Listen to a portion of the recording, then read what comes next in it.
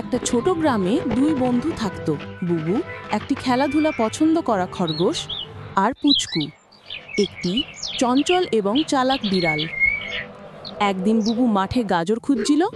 হঠাৎ সে দেখতে পেল একটি বড় ঝলমলে গাজরের মাঠ। বুবু আনন্দে লাফ দিল, কিন্তু পাশেই ছিল পুচকু। পুচকু বলল, এটা কি শুধুই তোমার? আমাকে একটু দাও না। বুবু হেসে বলল, ঠিক আছে, তবে আগে আমাদের গাজর খেলার একটি খেলা খেলতে হবে। খেলার নিয়মটা সহজ, যে বেশি গাজর খুঁজে আনবে সেই জিতে। তারা শুরু করলো গাজর খোঁজা।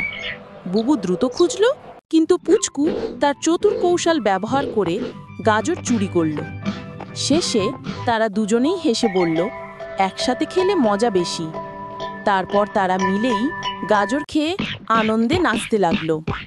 পাঠ: বন্ধুত্বের আনন্দ ভাগ করে নেওয়াতেই